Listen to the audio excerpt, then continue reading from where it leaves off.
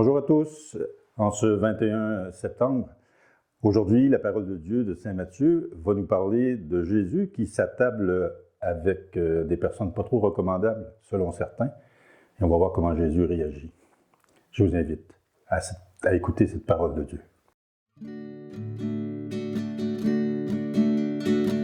Honneur et gloire à toi, Seigneur, Jésus, source d'amour, toi le chemin de vie,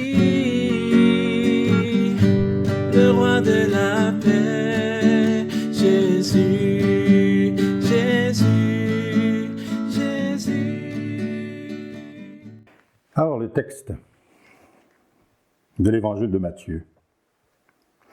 En ce temps-là, Jésus sortit de Capharnaüm et vit en passant un homme du nom de Matthieu, assis à son bureau de collecteur d'impôts. Il lui dit « Suis-moi ». L'homme se leva et le suivit. Comme Jésus était à table à la maison, voici que beaucoup de publicains, c'est-à-dire des collecteurs d'impôts, et beaucoup de pécheurs vinrent prendre place avec lui et ses disciples. Voyant cela, les pharisiens disaient à ses disciples, « Pourquoi votre maître mange-t-il avec les publicains et les pécheurs? » Jésus, qui avait entendu, déclara, « Ce ne sont pas les gens bien portants qui ont besoin d'un médecin, mais les malades. Allez apprendre ce que signifie « Je veux la miséricorde, non le sacrifice ». En effet, je ne suis pas venu appeler des justes, mais des pécheurs. Acclamons la parole de Dieu. Honneur et gloire à toi, Seigneur, Jésus, parole de vie, toi, lumière dans ma vie, la joie dans mon cœur, Jésus, Jésus, Jésus. Alors, le texte qu'on vient d'entendre, intéressant parce que c'est comme un peu Matthieu qui raconte ses premières marques avec Jésus, ses premiers pas avec Jésus. Matthieu, je vous apprends probablement rien, mais Matthieu, collecteur d'impôts, pour les Juifs qui l'entourent,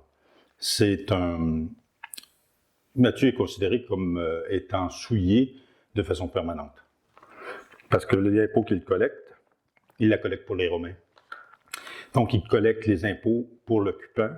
Et ce qui le rend impur, c'est la collecte, oui, mais ce qui le rend impur aussi, c'est de toucher à cet argent de façon physique. Donc, Matthieu est vraiment, et les autres collecteurs d'impôts sont considérés comme le peuple, comme des traîtres. Et le fait de toucher à de l'argent impur fait que Matthieu n'est plus le bienvenu au temple, n'est plus le bienvenu dans les synagogues, etc. Alors, quand Jésus décide d'aller s'asseoir avec Matthieu pour prendre un repas, pour les publicains qui regardent Jésus manger avec eux, c'est le prolongement du péché. Et de manger avec eux, c'est d'une certaine façon de participer à leur impureté, de participer à l'impureté que vit Matthieu, à l'impureté que vit le collecteur d'impôts. Et tout de suite, la réaction des publicains, c'est de dire, Jésus qui se présente comme un maître de la religion, qu'on aime entendre parler, comment ça se fait qu'il s'assoit avec eux? Pour que, dans le fond, il sait très bien qu'en allant s'asseoir avec eux, il mange avec eux, il va être reconnu lui aussi comme quelqu'un qui participe à ce péché, qui participe à la vie des pécheurs. La réaction de Jésus, elle est intéressante parce que, premièrement, la conclusion, avant d'aller au début, si on prend à partir de la conclusion, c'est que Jésus va finir par leur dire, c'est pas le sacrifice qui plaît à Dieu, c'est le pécheur qui revient sur son péché. C'est le pécheur qui revient à l'essentiel de sa vie. À l'essentiel, c'est le pécheur qui retrouve sa liberté. Donc, et le fait de mentionner le sacrifice, pour Jésus, c'est un lien direct avec le temple. On faisait des sacrifices au temple pour plaire à Dieu. Dans ce passage d'Évangile, Jésus dit aux publicains qui l'écoutent, il leur dit déjà que le temps des sacrifices au temple est révolu.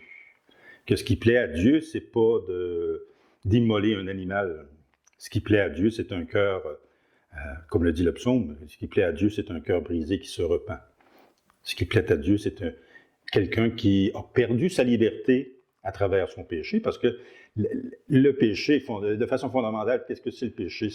C'est de perdre sa liberté par des gestes, par des paroles, penser que tel geste ou telle parole ou telle action ou tel comportement va m'apporter plus de liberté, mais l'individu se rend compte qu'au lieu d'apporter de la liberté, son geste lui apporte beaucoup plus de limites et qu'en bout de ligne, il est malheureux. Alors, c'est quoi le péché? C'est de retrouver ce bonheur, d'être capable de se libérer du malheur pour retrouver le bonheur. Et Dieu ne se complaît pas à nous regarder dans le péché, au contraire. Il met sur notre route immensément d'occasions de sortir de ce malheur-là, de sortir. Dans l'épisode qu'on vient de voir, Matthieu n'est pas collecteur d'impôts pour rien. Hein?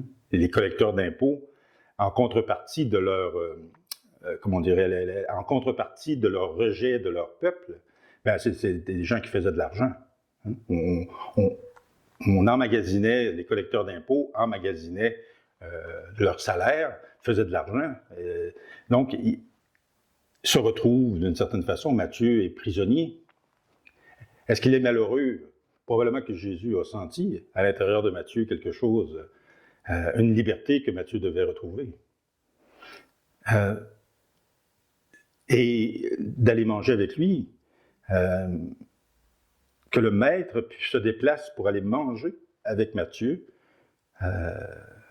on peut facilement imaginer que pour Matthieu, qui était ostracisé, rejeté par les autres depuis un certain temps, peut-être même un certain nombre d'années, tout à coup quelqu'un d'important, quelqu'un qu'on reconnaît comme un maître, quelqu'un qu'on reconnaît de spécial, dit à Matthieu, viens, suis-moi, et prend un repas avec lui.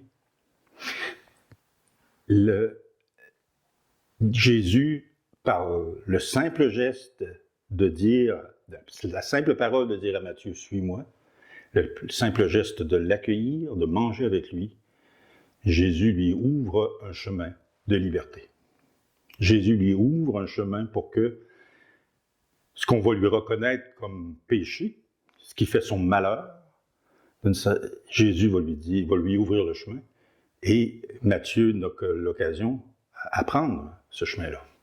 Donc, ce texte de l'Évangile est un texte très intéressant au sens où, de façon humaine, de façon spirituelle, Jésus est encore, pour les croyants, est encore, même pour toute personne de bonne volonté, le Christ est toujours présent par son Esprit Saint dans notre monde, et de façon permanente, il nous invite à nous libérer de ce qui nous enferme.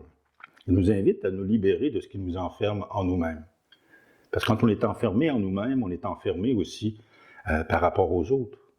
Être enfermé en nous-mêmes, c'est de ne plus être capable de sortir vers les autres. Donc, le « suis-moi » que Jésus dit à Matthieu, il nous le redit encore aujourd'hui. Certaines personnes vont le vivre de façon catégorique, vont changer de vie de façon radicale. Pour d'autres, le « suis-moi » va se faire aussi, mais de façon progressive, chacun à son rythme. Et c'est ça la beauté de la liberté des enfants de Dieu, c'est ça la beauté de la liberté que Dieu nous offre. Dieu nous offre une liberté, et quand on dit une liberté, c'est la liberté au sens propre de ce qu'elle est. Une liberté qui fait vivre. Pas une liberté pour montrer aux autres qu'on est meilleur ou qu'on fait telle chose par rapport à telle autre. Vraiment une liberté qui nous permet intérieurement d'être heureux. C'est cette liberté-là que Jésus propose à Matthieu aujourd'hui, et c'est cette liberté-là aussi que Jésus nous propose. Donc, à tous les jours, le Christ nous répète « Suis-moi », nous redemande, nous pose la question. À tous les jours, Jésus veut s'inviter chez nous pour manger. On a la liberté fondamentale de pouvoir y répondre. Et c'est à la réponse qu'on lui fait que le bonheur s'installe. C'est à la réponse sincère qu'on lui fait que ça nous permet d'avancer. En focusant toujours sur lui, Jésus, en focusant sur lui comme fondement de notre foi, en focusant sur lui comme la base réelle de notre appartenance à Dieu le Père. Je vous remercie beaucoup et on se revoit bientôt. Au revoir.